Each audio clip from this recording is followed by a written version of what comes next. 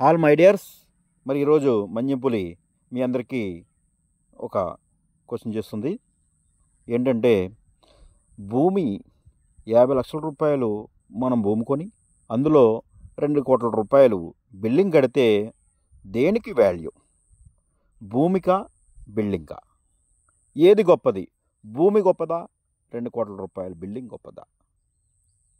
Super, మంచి question. ఎందుకంటే చూడండి, చాలామంది బిల్డింగ్ కడుతున్నారు. అంటే నేను కట్టొద్దని అంటలేదు సుమా, చెప్తాను దానికి కూడా.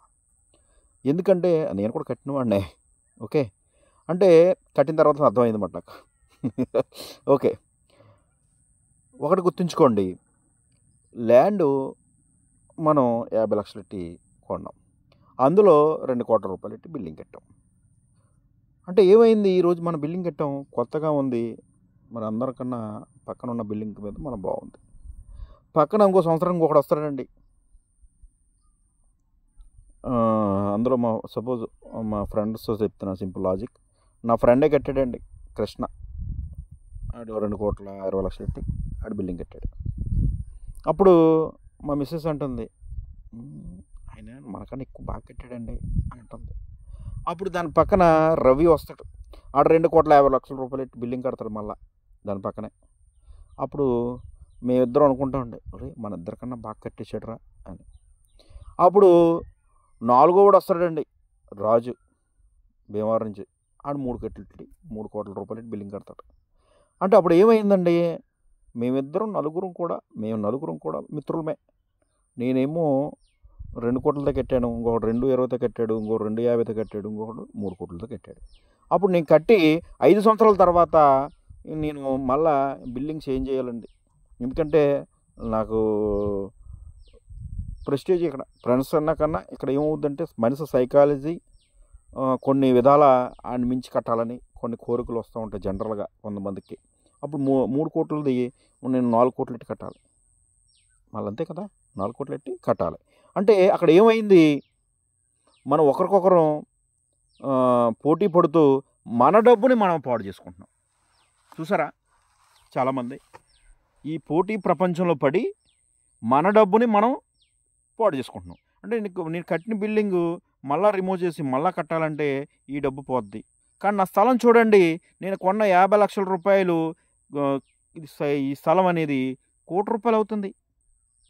చూసారా, అది ఎవరైనా గమనించారా? అసలు మనం అందులో బిల్డింగ్ చూస్తున్నాం తప్ప భూమిని చూడట్లేదు. చాలామంది ఒకటి చేస్తున్నారండి, ఈ స్థలం కొనటం, అందులో 2 కోట్లు 3 కోట్లు ఎట్టి కట్టేయటం, అందులో మళ్ళీ ఆడ పక్కన ఇంకొకడు దాన్ని మించి కట్టేయటం. అంటే ప్రతి 5 సంవత్సరాలకి ఈ బిల్డింగ్లో అప్డేట్ వస్తూ ఉంటాయండి. ఇంటీరియర్ మెయింటెనెన్స్ మారిపోతుంది, అందులో ఉన్న ఫీచర్స్ మారిపోతాయి, కొత్త ఎన్ని వస్తాయి, మళ్ళీ చూసి మళ్ళీ మనకు పెట్టాలనిపిస్తుంది, ఆ మోడల్లో కట్టాలనిపిస్తుంది. అంటే సింపుల్గా చెప్పాలంటే మనం వేసుకున్న బట్ట లాంటిది. కొంతమంది మారుస్తూ ఉంటారు, లేడీస్ అయితే బాగా మారుస్తారు, శారీస్ కానీ అన్నీ కూడా. కాబట్టి అలాగా మన బిల్డింగ్ కూడా మనం మార్చుకునే స్థాయికి వెళ్ళాం ఈ రోజుని. చూడండి, అంటే ఒకటి చెప్తున్నాను, ఎప్పుడు కూడా మనం బిల్డింగు ఎన్ని కోట్లు ఎట్టి కట్టామన్నది కాదు. ఎందుకంటే 10 సంవత్సరాల తర్వాత బిల్డింగ్ వాల్యూ ఉంటుందండి? బిల్డింగ్ వాల్యూ ఉంటుందా అసలు? బిల్డింగ్ వాల్యూ కడతారా అసలు? మీరు 2 కోట్లు ఎట్టి కట్టారు, నీ స్థలం వాల్యూ ఓకే, ఇప్పుడు 50 లక్షలు ఎట్టుకున్నావు, 10 సంవత్సరాల తర్వాత నీకు 1 కోటి రూపాయలు అయింది. నీ బిల్డింగ్ వాల్యూ ఏమైంది? జీరో కూడా కాదు. ఇంకొక 10 లక్షలు దానికి ఖర్చు పెట్టి జేసీబీని తెచ్చి దాన్ని రిమూవ్ చేయడానికి ఇంకో 10 లక్షలు ఖర్చు పెట్టాలి. అది తెలుసా ఎవరికన్నా? ఓకే, అందరికీ తెలిసిన విషయమే. ఇందులో ఏంటంటే ఎప్పుడు కూడా మన ల్యాండ్ మీద ఇన్వెస్ట్మెంట్ పెట్టాలి. అంటే కోట్లు ఎట్టి మనం బిల్డింగులు కట్టాలని చూడకండి, అప్పు చేసి మరీ కట్టాలని మనం ప్రయత్నించడం మానుకోవడం బెటర్. ఒక స్థలం కొనండి, ఈ స్థలం వదిలేసి ఇది అలా ఉంచండి, నష్టమే లేదు. అద్దుకుంటే నష్టమే ఉందండి, 5,000 10,000 అవుద్ది. లేకపోతే చిన్న ఇల్లు కట్టుకుందాం, మన స్తోమతలో 5 లక్షలు 10 లక్షలు లేదా 20 లక్షలు 30 లక్షలు సింపుల్గా సరదాగా ఒక పోర్షన్ ఇస్తూ సరదాగా ఉందాం, హ్యాపీ. ఇంటికి చిన్న ఇల్లు, చింతలేని ఇల్లు, మెయింటెనెన్స్ ఉండదు, ఏముండదు, క్లియర్. అంత పెద్ద 2 కోట్లు ఎట్టి కట్టుకుని 2 మనుషులను ఎట్టుకుని అడుగు జీతం ఇచ్చి ఇవన్నీ మనం చేయలేం. అది బాగా కోటేశ్వరులు, కోటాను కోట్లు సంపాదించినోడు వాళ్ళు మాత్రమే చేయగలరు, మనం ఎక్కడ చేయగలం? ఓకే, అక్కడతో అయిపోయింది. కాబట్టి ఎప్పుడు కూడా సింపుల్ లాజిక్ మంజింపులో కూడా చెప్తుంది. మీరు డబ్బు ఉన్నప్పుడల్లా ఒక్కొక్క ల్యాండ్ కొనుక్కుంటూ వెళ్ళండి. ఒక 50 లక్షలు ఉన్నాయి కొనండి, లేదా 10 లక్షలు ఉంది కొనండి, 20 లక్షలు ఉంది కొనండి. అలాగ ల్యాండ్ని ఎంత ల్యాండ్ ఉన్నదాన్ని మాత్రమే చూడండి. ఎంత బిల్డింగ్ కట్టామని మాత్రం మీరు ఎప్పుడు కూడా అనుకోవద్దు. ఎంత ల్యాండ్, ఈ ల్యాండ్ పోజేసి ఒక 10-15 సంవత్సరాల తర్వాత చాలా అద్భుతంగా పెరుగుతాయండి. మీరు పెట్టిన ప్రతి రూపాయి కూడా చాలా వాల్యుబుల్ అండి ఎప్పుడు కూడా. కాబట్టి మీరు ఈ ల్యాండ్ ఒక 5 సైట్లు కొన్నారు. 5 సైట్లు కొన్న తర్వాత 10 సంవత్సరాల తర్వాత ఈ 5 సైట్లు ఒక్కో సైటు 20 లక్షలకు 25 లక్షలు కొన్నారు, పోనీ 20 లక్షలు కొన్నారు. ఈ 5 సైట్ల మీద ₹1 కోటి ఇన్స్ట్రుమెంట్ పెట్టారు. ఇది ఒక 10 సంవత్సరాల తర్వాత ఈ 20 లక్షలు కొన్నది 60 లక్షలు అయిపోతుంది. లాజిక్. ఈ 60 లక్షలతో మీరు ఏం చేస్తారు? అందులో 4 సైట్లో ఒక సైట్ అమ్మేస్తారు కాబట్టి 3 సైట్లు ఉన్నాయి కాబట్టి ఆ 3 సైట్లో ఒక నచ్చిన సైట్లో మీరు బిల్డింగ్ కట్టుకోండి. ఈ 60 లక్షలతోటి ₹1 అప్పు కూడా మీరు చెయ్యక్కర్లేదు, బ్యాంకులోనికి వెళ్ళక్కర్లేదు. ఇంకొక 2 సైట్లు మీ దగ్గర అలాగా మీకు సెక్యూరిటీగా, మీ భవిష్యత్ సెక్యూరిటీగా, మీ పిల్లల సెక్యూరిటీగా ఉంటాయి. అదే బిల్డింగ్ కట్టారనుకోండి ₹1 కోటి పెట్టి, ఏమవుద్దని 10 సంవత్సరాల తర్వాత అయిపోయింది, మోడల్ అయిపోయింది, తీసేయి, ఇంకో మోడల్. ఏంటిది? మనం ఎక్కడున్నాం సార్? అసలు ఏం మారుస్తాం? బిల్డింగ్ అంది. ఒక బిల్డింగ్ కట్టాలంటే ఒక జీవిత కాలం దానికి తాకట్టు పెట్టాలండి. ఒక జీవిత కాలం సరిపోదు నాకు తెలుసున్న మట్టికి.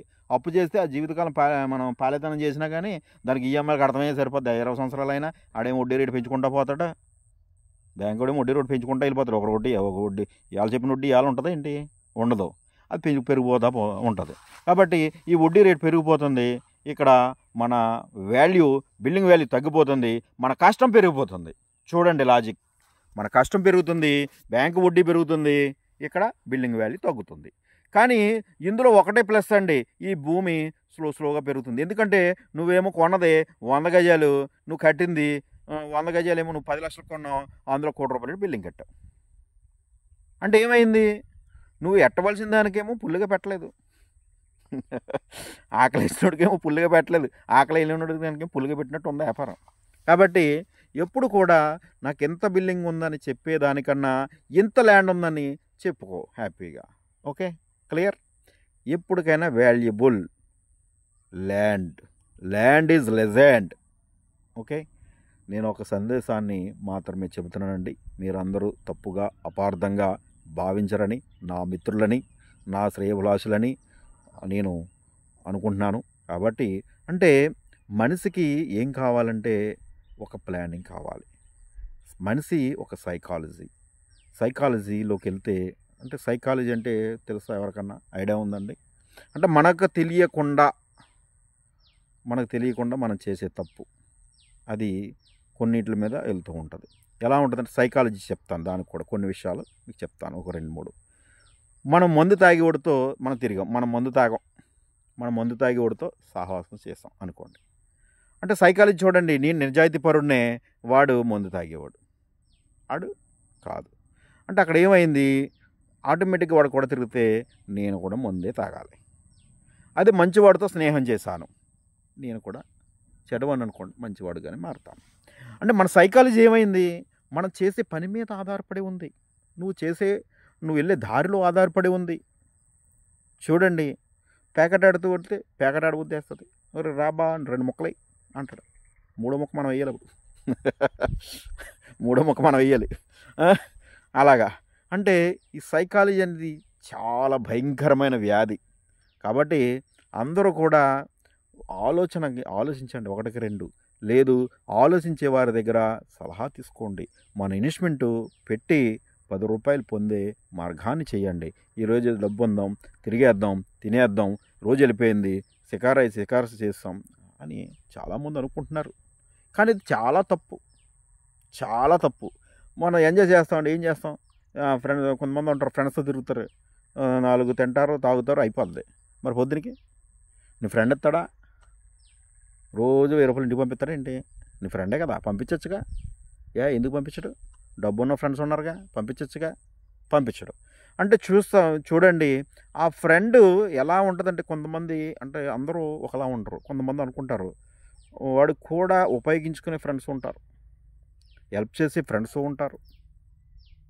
ఎప్పుడు కూడా ఒకరి మీద మనం ఆధారపడకుండా మన జీవితం కోసం ఆలోచిస్తే చాలా వాల్యుబుల్. ఇవన్నీ కూడా చాలా వాల్యుబుల్. మన మన బంగారు భవిష్యత్తు, మన పిల్లల కోసం, మన ఫ్యామిలీ కోసం మొట్టమొదటగా ఆలోచించండి. తర్వాత ఇది మిగతావన్నీ కూడా. కాబట్టి మనం ప్రతి రూపాయి సంపాదనలో ఇదివరకు కూడా చెప్పాను నేను. 75% తీసేసిన 25% అట్‌లీస్ట్ 25 అంటే బాగా తక్కువ నేను చెప్పేది. ఆ 25% కూడా మనం ల్యాండ్ మీద ఇన్వెస్ట్‌మెంట్ చేయగలిగితే చాలా సూపర్. నీ భవిష్యత్తుకి సూపర్ మాట. కాబట్టి ప్రతి ఒక్కరూ భూమిని నమ్మండి. భూమి మీద ఇన్వెస్ట్‌మెంట్ చేయండి. ఈరోజు మీరు కష్టంగా మారిన రేపు బ్రహ్మాండమైన బంగారమైన భవిష్యత్తుని తప్పకుండా చేరుకుంటారు. Thank you so much. మరి మన వెంచర్లో జాయిన్ అయిన వారందరికీ కూడా ఆల్ ది బెస్ట్. మరి సూపర్గా మీ యొక్క ఆస్తి పెరగాలి. మీ సూపర్గా మరి మీకు శ్రీగంధం తోట మీకు అందుబాటులోకి రావాలి. 12 సంవత్సరాల్లో అత్యంత వైభవంగా మరి మనం గ్రాండ్ సెలబ్రేషన్ కూడా అప్పుడు 12వ సంవత్సరం మామూలుగా ఉండదండి, అది తగ్గేది లేనట్టు ఉంటుంది. Okay, thank you so much.